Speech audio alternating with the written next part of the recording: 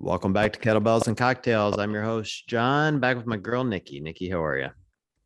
I am good. How are you doing tonight? I am good. I'm a little tired. I'm worn out from the open weekend, like everyone else, Mm-hmm. but I feel Mm-hmm. I feel okay about it. I survived. I have made it through week one relatively uninjured for the most part, and and so I think I'm good. I'm good to go. How about you? I'm good. I'm good. I was going to retest it. I didn't end up retesting it, which is totally fine. I used to be like a religious retester, and then obviously ever since my my pregnant open last year, I've been kind of just taking things in stride. So yeah, it went well, and I'm glad that it's over, and I'm glad that there's only two more coming. And I feel like I might be a newly adopted one and doneer, but that's good. That's progress. That's That is, growth that is progress. for Well, me. I made all the Yeah. rookie mistakes in this one. I forgot to tape my thumb, so now I have the stigmata on my thumbs from the dumbbells, which is just horrible. And what's worse is I don't listen to my own advice. Like I'm one of those. Like I had it all worked out in my head how I was going to break this down, and I'm like 30 seconds into the workout going, "Fuck it, I'm just going to go for it," and just went as hard Nice. as I could for 15 minutes, and it really hurt. It really Over a hurt. decade into CrossFit and have not learned from his own mistakes yet. I know. Well, I know, and I had it all planned out too. I even ran through it one time, like I had planned out, and I don't listen to myself, so I don't know what makes my coaches think I'm going to listen to them. So it is what it is. Well, this is an exciting show brought to us tonight by Pood because we have a Pood athlete with us, and OG, and I love having OGs on here more than anything on the world. Sam Briggs. Sam, how are you? Good, thank you. Thank you for having me on. Anytime. Nikki and I have this long standing thing. I've been CrossFitting for so long now. Anytime we get someone that's been in the sport for a while, I get real geeky. So I apologize up front if I get too fangirly, but I can't help it. Like I grew up with you guys. This is, and I'm an old dude. So it's good stuff. It's all good. I don't mind at all. All right. Good. And you've got your puppy with you. I forget the puppy's name. Yeah, so the big one was laying next to me. He's Groot, and the little one did like pop his head in. I had a call before you, and he spent the whole entire time chewing my arm off. So I think he's got bored of my arm and he's gone somewhere else. So Nikki's dogs like to make appearance on here, but they just are heavy breathers, so you can't really see them. All you can just hear is them panning, and it sounds like you're getting like an obscene phone call. It's the best. Yeah, it's like super awkward. And you can't because I have the fake background up because this bed behind me is just a mess and covered in laundry 24/7. So you can't even see them. If you watch this on YouTube, it's just awkward because it's just me alone in the room and all you hear behind me is like, really, it's not cool. They have zero chill. They're the best. So Sam, how's the open going for you so far? Have you yeah, I'm tested, same as you. retested? No, I'm same as you, one and done. So with them now making the announcement a little bit earlier on the Thursday, we literally as soon as Tia read it, warmed up the movements and just went no think, kind of just do, which is a little bit different. Normally it would be kind of like Friday morning, I'd watch the open announcement, I'd watch the other athletes do it, I'd analyze kind of like what they'd done, what do I need to do, what pace do I need to do. So it's definitely a little bit different, but just kind of wanted that little kind of like change of pace and just that challenge of, okay, let's see what I can do just doing the workout and then not stressing about it. And then I get like a full training day on Friday instead of like losing half a day to the open. Was that the plan going in, or were you kind of like, man, if I hit this and it doesn't feel right, I'll redo it? Or were you kind of like, no, this is going to be a one and done season? No, definitely one and done. I think like with the changes to the open and like 10% going through to quarterfinals is kind of a nicer way to do the open. There's not as much pressure to kind of like do as well. It's kind of like, this is kind of like the warm up to quarterfinals. I mean, obviously I had a complete disaster and something went like terribly wrong, then of course I'm going to redo, because I obviously want to get through to the next stage. But barring that, it's just a one and done. I think I like that better. Season. What about you, Yeah. Nikki? Do you like it? I like it Yeah. better. Like I like this not being as much stress on the elite athletes personally. Oh, yeah. I mean, I think at the end of the day, it's nice to see the qualification process grow. I mean, this is clearly just from a spectator's point of view, but like, you know, in the past, there have been direct gateways to the games from online competitions. There have been all sorts of different semifinals and quarterfinals and sanctionals and back to regionals. And I like the evolution of getting to a point where we're kind of like sifting, right? Like there's all the athletes, and then there's like the top quarter athletes, and then there's like the best of those athletes. And then it just is really this like narrowing and narrowing. I feel like it's a good way to incorporate different aspects of the tests at different times, you know, and every year something different. Like not seeing rebounding box jumps is a perfect example. Like, you know, that's for the everyday person. We're saving Achilles all over the world because everyone in the world participates in this section. If we see box jumps again or box jump overs in quarterfinals or at a sanctioned event, like, or semifinal now, sorry, I bet you anything they'll allow rebounding because we've sifted down to the top athletes. Yeah, no, for sure. I think like that decision, a lot of the times in the open, people get carried away. It's Friday night lights at the gym, and people who shouldn't be rebounding box jumps do, and that's when like injuries occur. So that kind of put a break on that. And you would think that in the next stage, like say there was box jumps again, even just that stage into quarterfinals, there probably wouldn't be that specification. It would be get it done as fast as you can. That, can I just tell you, that threw a huge wrench into Matt's open, my husband's open. Yeah. Like the not rebounding box jumps totally fucked him over completely. Like the opposite of what it's supposed to do, where it's supposed to make it like a little bit easier on you. He just was like, my body doesn't know how to not rebound. And for a super tall guy, he doesn't have a lot going for him in CrossFit. Like rowing, wall balls, rebounding box jumps. These are things he can do. And so I watched him like a baby giraffe trying to figure out how to get his legs off the box and it was like the most when awkward. you see those with the like shorter legs that just jump into a squat on the box and just like step off, it's like that's not for me either. I'm like, my legs are too long and my knees are too old to do that.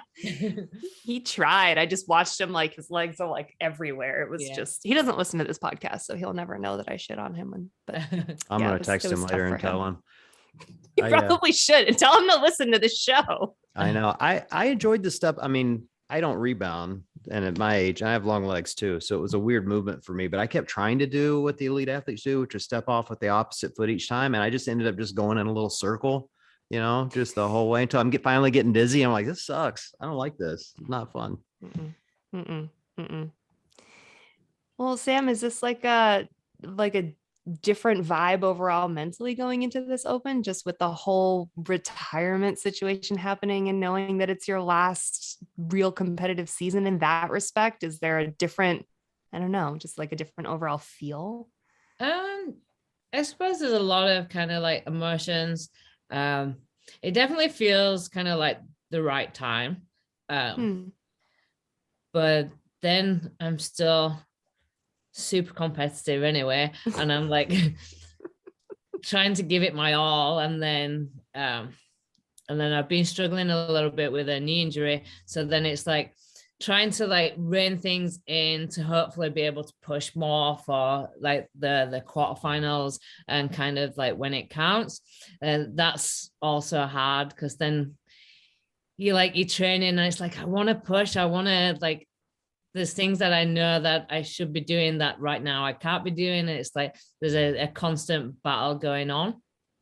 But I'm just trying to like take each like week as it comes. And just like I said, that's why we did it as soon as they announced it. Try and have fun with the open, try not to like stress. This is going to be my last year, like competitively. So why not make it fun? However far I can make it in the season, make sure that I'm enjoying that stage of the season. Yeah. When you say it felt like the right time, what sort of context in your life or in your career or all of the above? Just like when I like announced it, it had always been kind of like said, oh yeah, I'll do it till I'm 40, blah, blah, blah, kind of like joking. But then like just that final like saying it's like, it felt right. It didn't feel like, oh, I've got regrets already. I've just said that. It was like, no, I'm actually like, it feels like the right time to be looking to do something else, the right time to kind of like be moving on. Do you know what that something else is going to be yet? Like, how do you fill your time when you've been just, I don't know, getting so fit for so long? Oh, well, all things like going right, I'll be starting the fire academy in August. So I have to go right back to the beginning,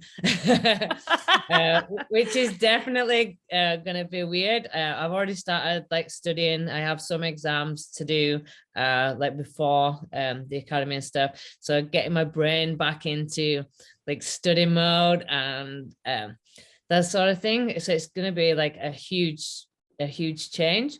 It was 2004 when I was a recruit firefighter back in the UK. So it's been a while. Wow. You don't get credits that carry over like when you transfer colleges or something. There's nothing on your record that says you don't have to take whatever class again.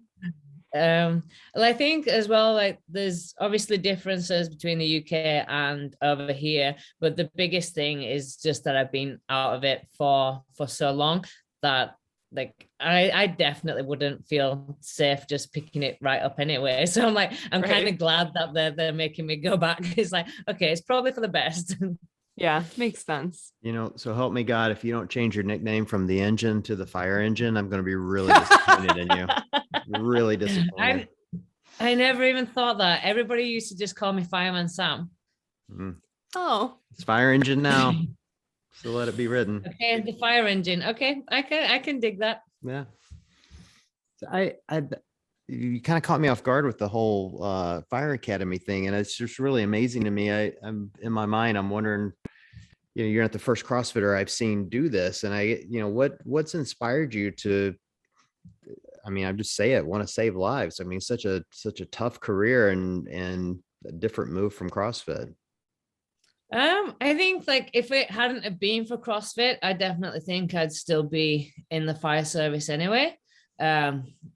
It was something that I was very passionate about and very proud to like be a part of. And so probably the last year, 2 years, it was kind of on the back of my mind, just kind of like, when I retire, what do I want to do? And the fire service was always kind of in the back there, but I just didn't know if it would be possible to do like over here and possible to like go back. Obviously now that I'm just about to turn 40. So I kind of kept dismissing it. And then it was probably just about a month ago. I just thought, right, rather than just dismissing it, why don't I go and find out if I can? And so I was speaking to some people and they're like, yes, it's the perfect time. We're really short staffed now. They're like, I've already been had like 2 preliminary like job offers that as long as I pass out a fire academy, there's like a job waiting for me. 2 areas like close to where I'm living now. So it's just really exciting. And there was a course that started in April, and there was part of me that was like, should I just do that? Should I just go for it now? But then I kind of reined that back in. I was like, I would always then be like, what if we always said that I would have like 1 more push when I was 40? So luckily there's another course that starts in August. So it would be like perfect timing. I was just talking to a friend of mine that is with New York PD CrossFit, and they just did a competition with the fire department in New York City. Yeah, I saw that. Yeah, we were going back and forth, and now I'm wondering like what would go on in his mind if they get ready for the competition and Sam freaking Briggs shows up to the CrossFit competition. Like, so unfair for him. Sweep. I know, right?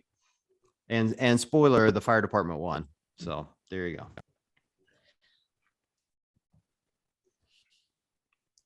Oh, I think I lost you there for a second.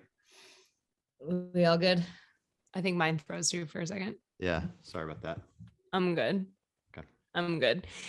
Do you think that, Sam, when you, I mean, obviously the fire academy is going to take up a lot of time and you got to get back in the swing of things, but do you foresee yourself kind of staying involved somehow in the community, or I don't know, maybe just doing the open for fun, doing team comps, whatever else is out there? Yeah, no, definitely. Obviously, like the 2023 season will look very different because I'll be in the fire academy from August till December. So training will be very limited. It'll be like most likely only on a weekend. So that's not exactly ideal, like training going in for the 2023 season. But then once I'm back on station, like I love CrossFit. I'm still gonna like train CrossFit. And I love like training at the gym. There's a good group of us that train there. So I'll definitely like be going back training. Things will just look a little bit different. Like my main interest will be like progressing through the fire service, and then the fitness in on the side. But I'd still like to do like some fun competitions, and like I've been helping a athlete in the gym come through, and so maybe you'll see me at competitions, like coaching a couple of athletes. I just never wanted to progress from competing into coaching full time. That kind of never really like appealed to me. Doing it as like on the side, then yes, like that does appeal to me because I still do have an interest in CrossFit. But definitely the fire service got me more excited than just coaching. Well, you've been in the sport for so long, and as a kind of brand new professional sport, you have been literally experiencing every change, every growth, every growing pain along the way. It hasn't all been easy. How, when you look back at all of your experiences in the competitive side of this, how do you see your like legacy kind of that you're leaving? How have you helped grow the sport from the first time that you stepped into a box to, you know, retiring really as one of the most experienced athletes out there? I think like obviously when I started, my first games was in 2010, and CrossFit in the UK was obviously very much in its infancy. But I think obviously then winning it in 2013 brought a lot of attention to CrossFit in the UK, and I hope it like inspired other athletes in the UK to be like, oh, it's not just the Americans that can like do this. It's like, okay, we've got a chance if I train hard, if I like push it. And I know that was one of the things, like when I speak with Emma McQuaid, it's like when she first found CrossFit, it was I think 2012. So she saw like me win the games in 2013 and was like, oh, okay, if I work hard and I push, then this is possible for me. And it's like been awesome to see, and knowing Emma from then and seeing how she's progressed to like where she is now. It's like this is going to be a really exciting year for her, and it's awesome to see like that progression from athletes that I've seen like come up as well from the UK and Ireland. That's cool. Yeah, I love seeing it expand to other parts of the world, and also just like become so normal, become so popular, become so very much like a standard word, as opposed to, yeah, when you first started, when John and I first started, you said CrossFit and people were still like, huh? They're like, what? That's what? What was that? What's You're that on the thing you cross do? trainer? Right. Exactly. You got some cool cross trainers on. Is that what you're talking about? Like, no, just don't. It's kind of whatever, forget it. It's always been interesting to me how particularly on the women's side, I know Tia has kind of dominated the last few years, but it feels like the European women have long had a grasp on, just kind of this top podium spots for a long time. Any insight as to why the European female athletes tend to do better than, say the American?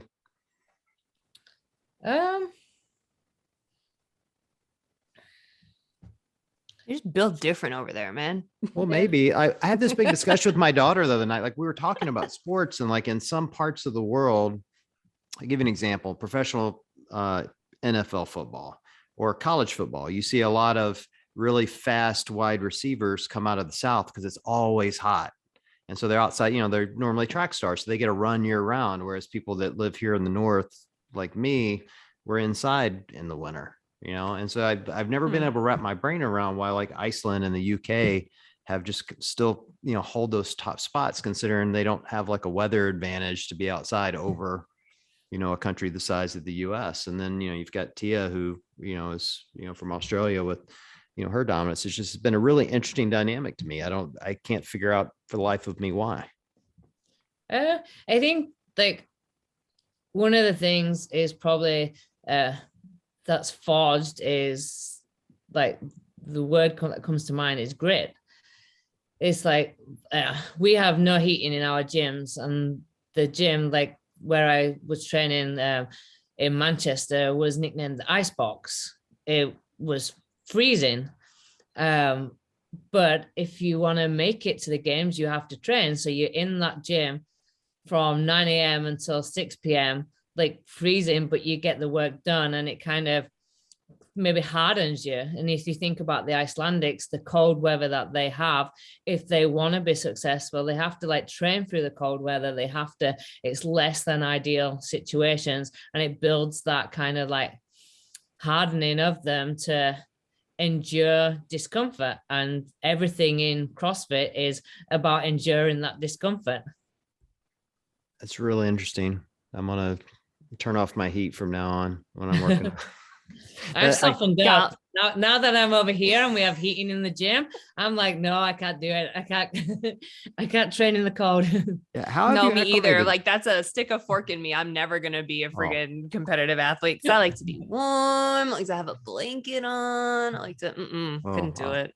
I always want it warm. How have you acclimated? I mean, I consider you're still in Cincinnati, right? Yeah. So I consider that the South. I know everyone else listening is like, oh, it's the Midwest, but for those of us in Cleveland, Cincinnati's basically Kentucky. So how have you acclimated to it? I know that's obviously a big change from your part of the world.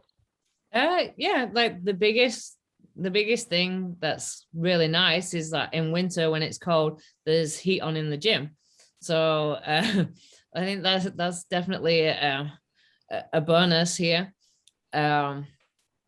But everything else is like pretty similar to kind of how I had everything in the UK. We get snow here, we get snow in the UK. It gets nice here in summer. It occasionally gets nice in the UK. Lies, no way. We have a nice day. There's that one day in July where things are kind of, pretty. There's like a couple clouds, call it a day. Cincinnati's a nice little town. I mean, Ohio is kind of weird because it's all cornfields and basically three big cities, Cincinnati being, kind of one of the big three, but it's a nice little town, and they've, got good sports teams and there's plenty to do, but it does kind of have like a Southern feel to it, a little bit like Kentucky, So, really? Yeah. Man, I've a little bit woefully misinformed in that respect. Well, and you get plenty of Southern accents, so that's always fun. That's how you know it's the South. You just judge by how many Southern accents you run into every day. Oh yeah, absolutely. My dog's just throwing a paddy because there's no blanket on the couch for him. He's just going in circles, pawing at it because he wants a cover on him. And I'm like, there's no cover there. I can't cover you up. And he's just looking at me like, this is miserable. Oh. This is bullshit. Bring me a blanket, Mom. Yeah, get that baby a blanket. He's just like me. See, or like we like blankets, we like being warm. So in winter, if it's cold or rainy, he has to have a coat on. And Or what? Like he like doesn't want to go outside?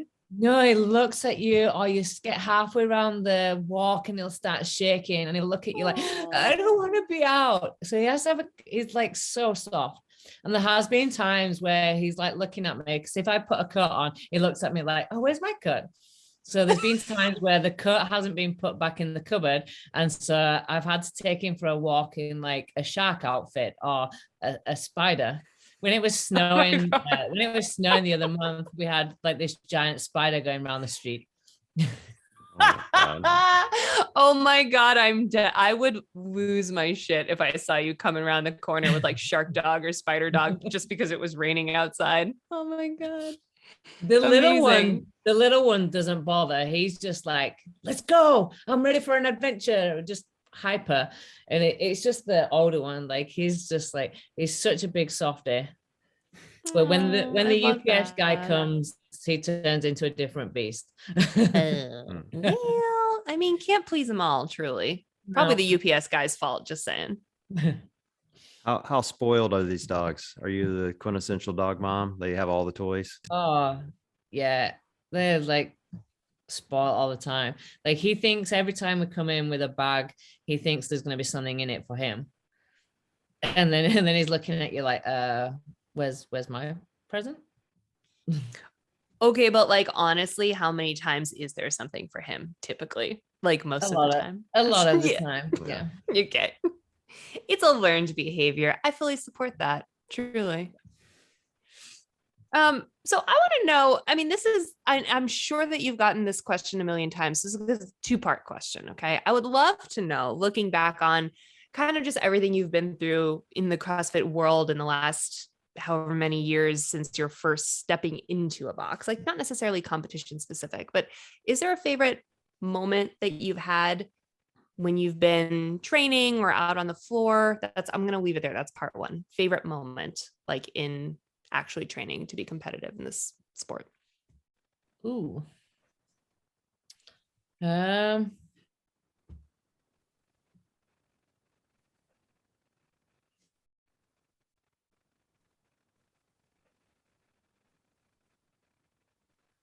think, you see, like different memories are coming, and like one that springs to mind was kind of just after I won the games, and we got invited out to a competition in Australia, and just kind of being, we were doing a training day in one of the gyms, and just the welcoming, and it was kind of like the first big experience of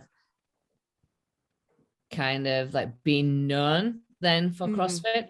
And everybody wanted like autographs. There was me and Telena Fortunato there, and it was the first, like everybody was like bringing something to sign, and this one person took off their leg for me to sign, and I signed a prosthetic leg. No way. Are you kidding me? That's like out of a movie.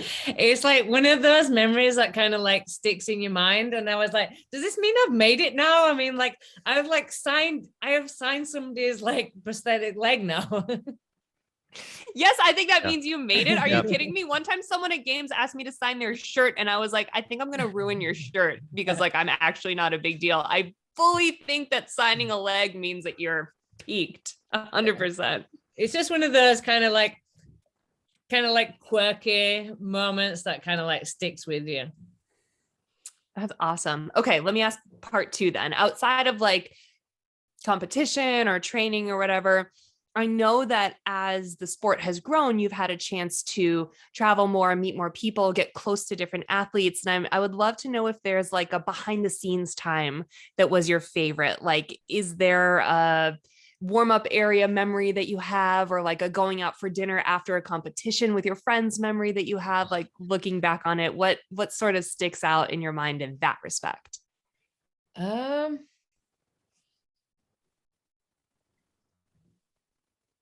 I think like a lot of the like warm up area and stuff like before competition, I like to have fun. So I tend to like stick around like other athletes that don't mind me cracking jokes and will laugh at my jokes.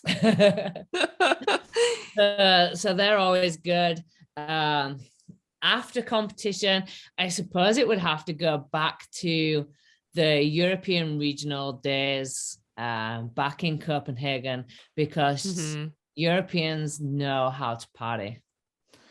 I think it was 2012, the after parties actually used to, like, the CrossFit Games used to put a tab behind the bar. And Europe was the first week and blew the budget for the whole entire regionals. So all the other after parties, the athletes got a 1 drink voucher instead of a free bar.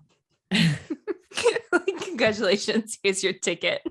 I just remember some like really good times. Like obviously a lot of the Europeans like qualifying for the games for the first time, like the teams getting there. There was just always a really good kind of party vibe afterwards. So Copenhagen definitely has some very hazy memories, but good memories. That's awesome. So fun. Yeah, I think my all-time favorite after party ever was Berlin in 2018, for sure. Just because like in Europe, everyone dances all the time. And I like, you can't keep me off a dance floor. So I'm like, even if I'm the only one, I'm just like the awkward only one. You're like on the side looking at her like, oh no, what is she doing? So that always like was so much fun, having everyone out. And there's like different rooms with different types of music and everyone's just grooving. That's for sure. Europe throws a party. Yeah, they always find like a good venue. I mean, the ones in Madrid were equally as lively. I think just the ones obviously in Copenhagen, I was also younger and like able to tolerate a little bit more. So I think those definitely seem a little bit wilder, because I think at the time as well, a lot of the other athletes were younger, and the experience of qualifying for the games meant drinking bottles after bottles of vodka, courtesy of CrossFit. Yes, please. I promote return back to those days. It sounds like fun. Yeah. I'd sign up for that. I can't hang, but I would try. Oh, I have no chance now. Like, no. Just the thought of the next day, like the next 2-3 days. I don't know what happens after you turn like 30, maybe even like 28, but something happens where like the 3-day hangover is real now. It's like, I don't feel normal for days and days. Sucks. When you get my age, it comes back though, Nikki, because you become a real pro at it. And so then eventually you get good at drinking again. Yeah, it's great. You have that to look forward to. Yeah. Okay, good. Of course. Excellent. Wait till your kid's old enough to pour you drinks. I'm telling you, it's a game changer. Total game changer. I know. I feel like I'm like going to spend so long as a lightweight not getting my reps in. I'm going to need to build my way back someday. Oh, no. You become a pro again. Absolutely. Hey, we need to talk about our mid-show sponsor, who was nice enough to introduce us to Sam. And I thought of them this week, Nikki, because you posted that awesome picture of you with the 35-pound dumbbell doing the workout, and you had your 2 Pood belt on. And every time I see you in it, heavy ass dumbbell for you, girl. Come on, I needed to belt up for that shit. No, every time I see you in one of those belts, it just reminds me of meeting you, because that's how we met. And so I just thought it was funny. So I liked the picture, and I'm excited that they were sponsoring and brought us all together for this. So. Yeah, for sure. No, I'm very happy to be working with Pood. They have been an awesome sponsor to have on the show, because John and I have been fans of their products for so long. We've been talking about them on the show unsponsored for so long. That's our first mistake. Don't know why I did that. But truly, like I know I've said it before, I'll say it again. That is my weightlifting belt is my absolute favorite accessory, not just because it's gold and sparkly and because I've had it forever, but because it makes me feel safe and secure. And I want to wear it for everything, even just like a walk around the block. And so far it saved my butt in the open because that was a really heavy dumbbell for me. So it was really nice to be able to kind of wrap my belt on, get wrapped in love, and take on 22.1. Sam, you're a Pood athlete. What is your favorite accessory that you use from them?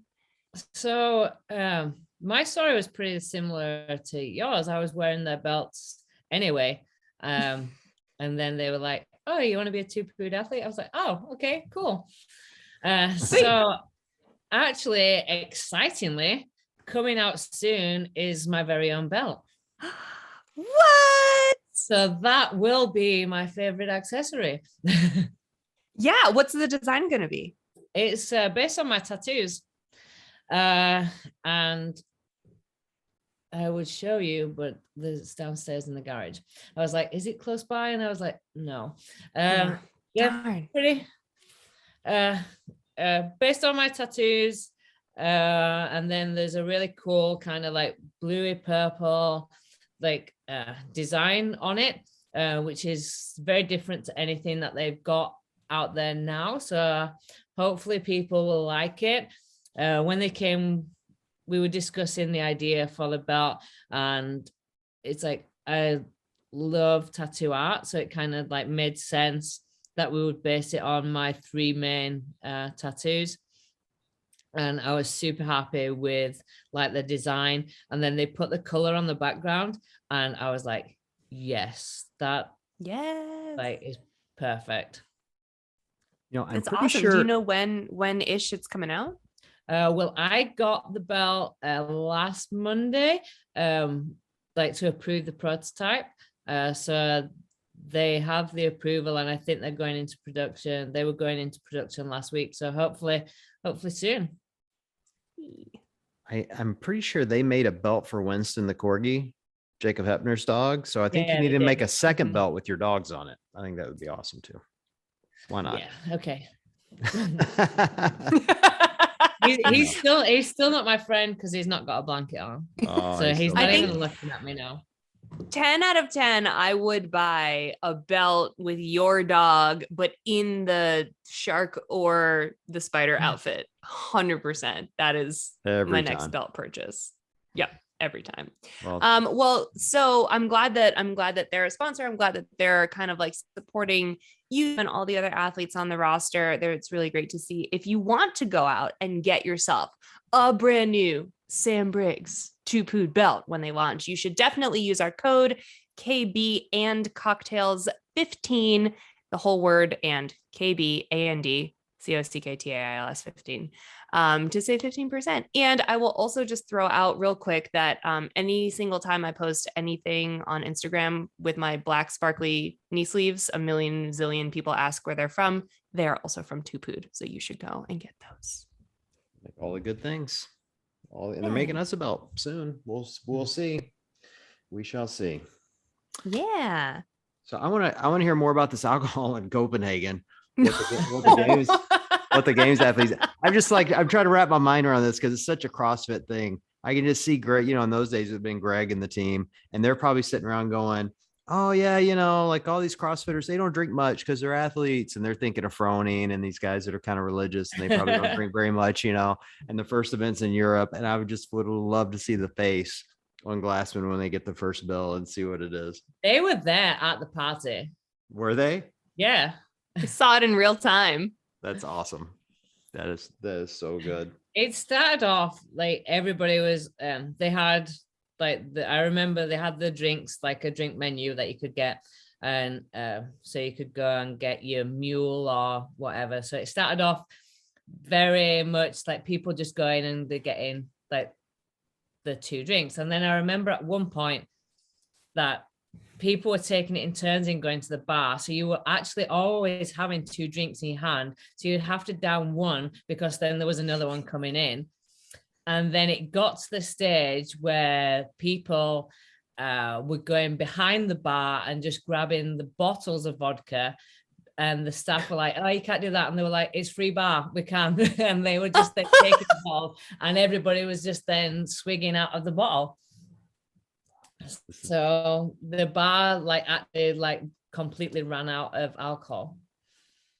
This is the best story ever, mostly for all the people complaining about the Monster sponsorships right now. We just need to play this clip for them. This is how the health company started, people. This is exactly how it started. Well, in fairness, the athletes are so regimented leading up to competition that that's why the after party. Why they go so wild. Yeah, it's like exactly. It's like they've been caged for 12 months and then they've been released for one day.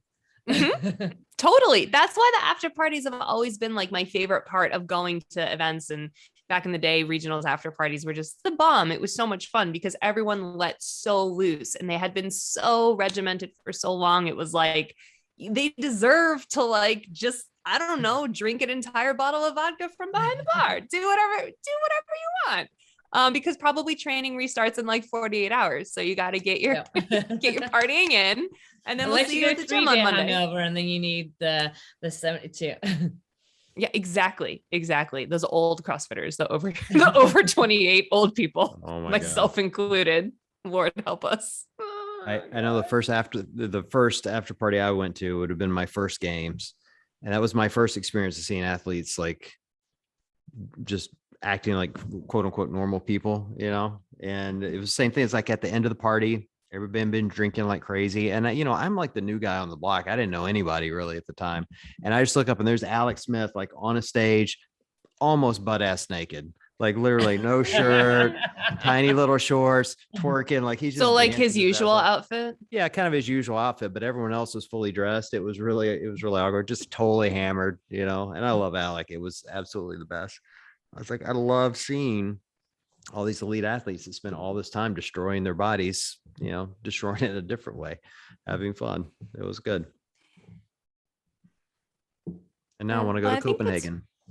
I know. I think what's fun about that is kind of like what you said, John, about those moments where you see athletes and you're like, oh, they're just like us. Because Sam, you and company, these elite athletes, you guys just, I don't know, you seem superhuman, truly, because we're all out there in the gym, and CrossFit's really unique in that way where we're all tackling the same thing. I don't really understand what a pro football player is going through, or what when an Olympic gymnast is going through. We don't go out and practice that stuff every day. But for CrossFit, I'm I actually do friends. So I have some semblance of what's going on. So I feel like the elite athletes are just totally on this another level where you're not human. You must be part cyborgs. I don't understand how you perform and recover the way that you do.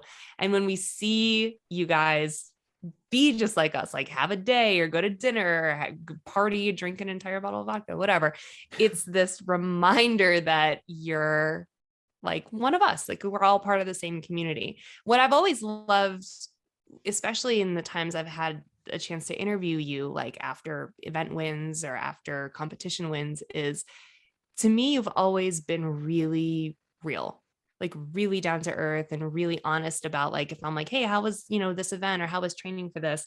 Your answers have always been oh yeah, I was nervous about this going forward, or I knew that this was my weakness, but this was my strength. So I was going to have to do damage control over here or excel over here. And I think sometimes that's lost in this sort of I'm a professional athlete, I need to do the thing. And my very Bill Belichick answers. And I've always really loved that you've felt super down to earth in that respect, and super one of us, but still on the elite level. And I guess I would love to know from you, how have you felt that you've connected to the fans and the people who watch you on TV and the people who see you in the gym and the people who take off their legs for you to sign them? Do you feel that type of connection with them? Because I certainly feel it with you.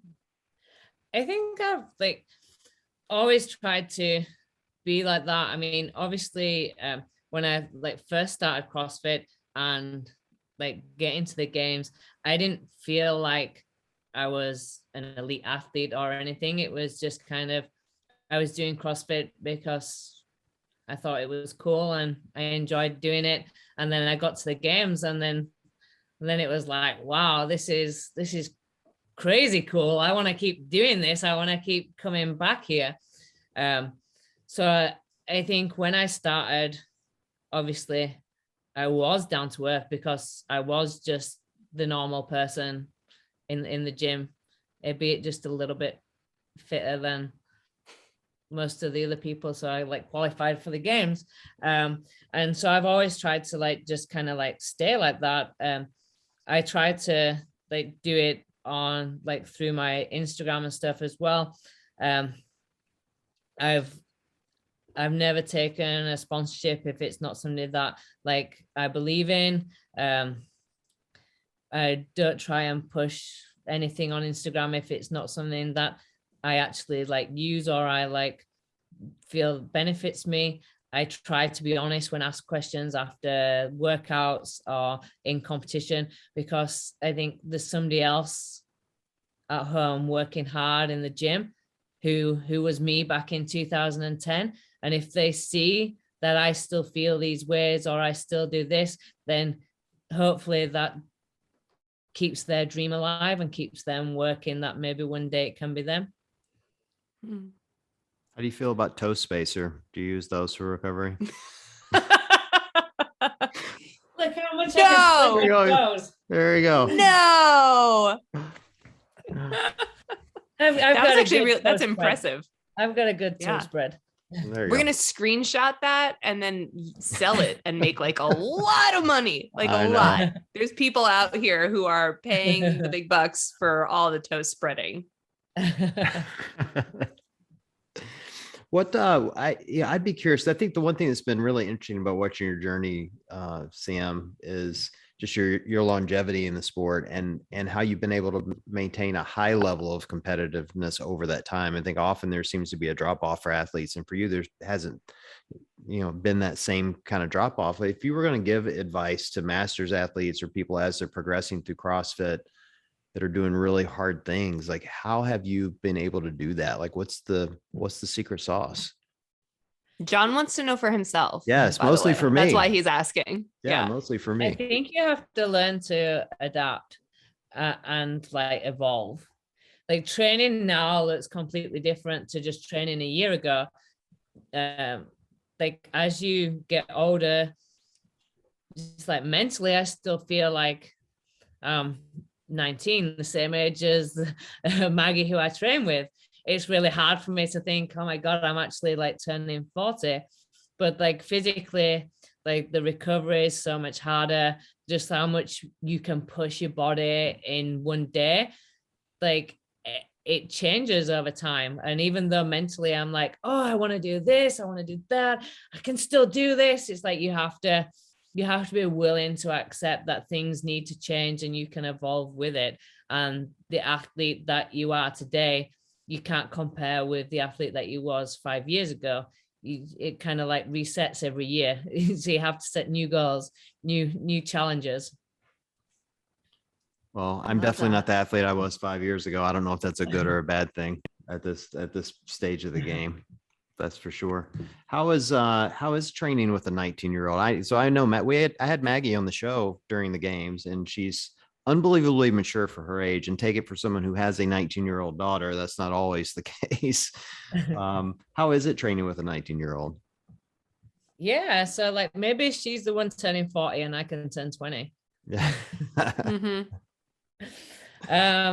Yeah, no, like she's awesome. Always really positive. She comes into the gym, never complains, just kind of like looks at what the training is for the day, gets on with it. Even if it's something that's not her strength, it's never, oh, we're doing this again. It's like, okay, this is a chance for me to get better at this. Let's do it kind of attitude. So she's the perfect like person to kind of train with. Yeah, she's a fun one. I talk to her on a pretty regular basis, her and her mom at this point, and I always forget how young she is. Like she's so mature about the sport and thinking about what's next for her. And I suspect most of that comes from your influence, for whatever that's worth. I mean, she doesn't, verbalize it one way or another, but she has such a mature way about her. I'm like, somebody's teaching her this, and I'm not sure she's learning this at home. No offense to her mom. Like, she's figuring out how to manage the sport. And so, I just always appreciate when, athletes that have experience are passing along that wisdom, because this is a hard sport to grow up in. We've all seen it. I feel like all these kids are 12-year-olds now, Yeah.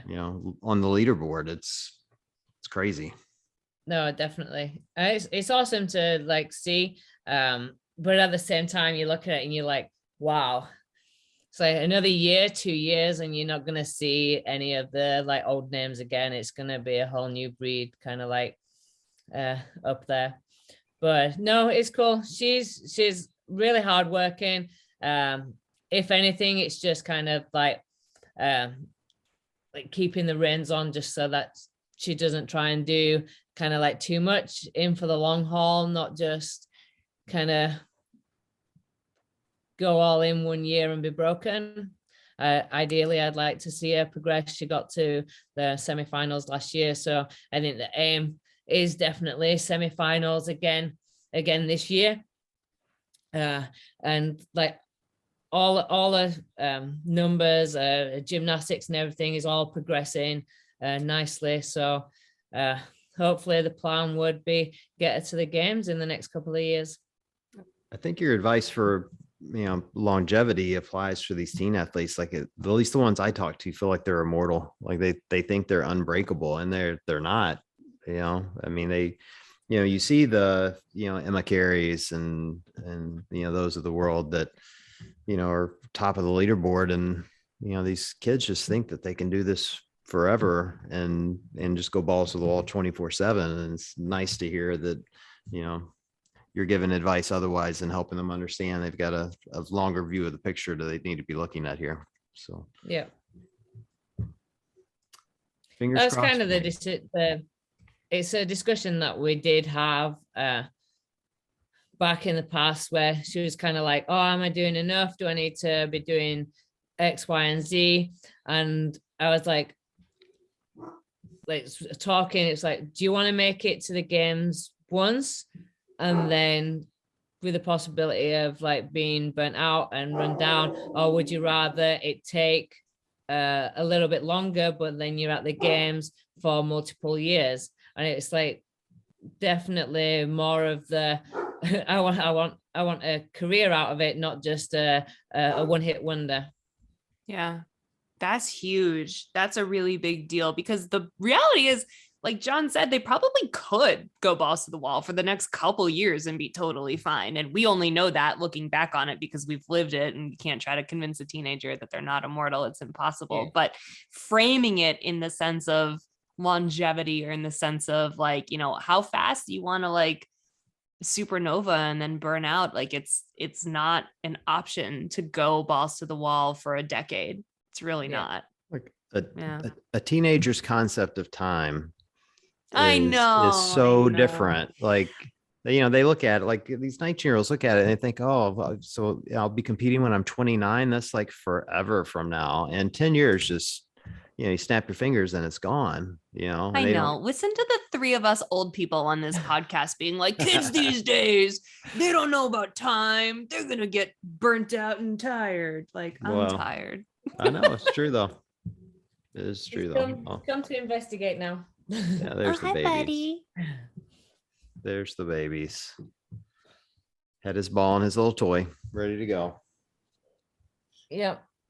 Well, see, I'm a cat dad, Sam, and it's a terrible life. So you chose wisely and got dogs. Cats are not the way to go. He just attacks me for no reason. He's right here next to me, being a jerk. Swear to God, he attacked me today, Nikki. I walked into my bedroom for the pure gall of walking into my own bedroom, and he just attacked me for no reason. The audacity of to walk into that bedroom. Walk into my own bedroom. And he gave one of those typical cat things. What are you thinking? Where the little paws are down and the butt's in the air and the butt starts wiggling. It's coming. Like, it was really cute right before he jumped on me. It was great. Oh, hi, buddy. Stay. Hi. So, you just gonna stand there? Okay. giving us a close up. Okay. Yeah, my mom's cat. So she has 3, and it doesn't like the other cats, so it sits by the cat flap, and waits for the other cats to attempt to come in the house, and then it attacks the heads. Oh my God, that's so aggressive. But it's quite funny to watch. I couldn't do the whole cat thing. I truly couldn't, unless it was like a super friendly, cuddly cat, then I could get on board with that. But It's like having another human in the house. It's so, where dogs are just so happy to be with you and follow you around. You just don't know what you're getting yourself into every day. Every day is an adventure. It's just a weird thing. yeah, I can't. I'm up to my eyeballs in adventure right now in terms of like other humans in this house. So I'm all set. Yeah, there you go. Well, Sam, thank you for joining us. Again, it's unbelievable honor to have you on the show. Like, we've been watching you, through the sport over the last decade, just, dominate it in so many different ways, not to mention winning the games. And, for those of us that have been watching from the sidelines, it's been a real pleasure for sure. Thank you very much. John, you did a good job not fangirling too hard tonight. Yeah, I'm getting used to it, I guess. Hey, it's hard, man. Like, a lot of we're talking about all these kids these days, but a lot of them coming up, like, they've known nothing but live streaming, and you see every little nuance, and everyone's on Instagram doing whatever. And those of us that started a decade ago, remember, like, you'd logging in to see who won an event, and you don't get to watch it on, YouTube or wherever. And, particularly the year Sam won, like, it was a really exciting year, and, you start getting your favorites, and you hold on to those over the years. So Yeah. I don't know. I think it's just a different vibe for those of us who've been around for a decade, And to Sam's point, I'm kind of sad now to think that a lot of those names are not going to be around in the next 5 years. So I'm going to cry tonight. So thanks for that, Sam. It's good. Sorry. It's like I said, we have to adapt and evolve. Like, the sport is growing like so much, and like things, I think this is going to be kind of the big turning point.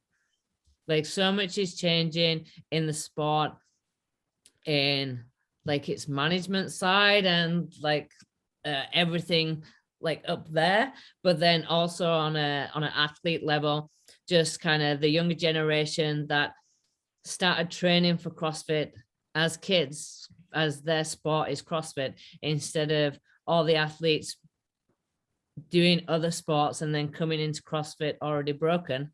It's like these kids have like learned how to move properly from day one. So like the sport is going to be, I think it's going to look very different, but it's kind of also exciting to see kind of where it came from in its rough early day stages to kind of like the new fully professional sport. Yeah. Well, and at the rate all these guys are having babies, we're probably going to see all of their names on the leaderboard again someday. And hopefully a little Brazier, maybe a little Brazier on the leaderboard, Niki. It's going to be a much better athlete than I ever was. That's for sure. Hey, once he gets Matt's legs and has to do step downs on the box, then he's screwed. I know. Wah. Oh, well. Well, this has been fun. Great seeing you guys. Niki, we didn't even talk about your new car. We're going to talk about that on the next show. Okay, got it. Totally forgot to get to your new car. I have so many questions, but Okay, I'm ready. all right. Well, thanks, ladies. It's been fun. For everyone listening, we appreciate you guys joining us tonight, and we will chat with you all soon.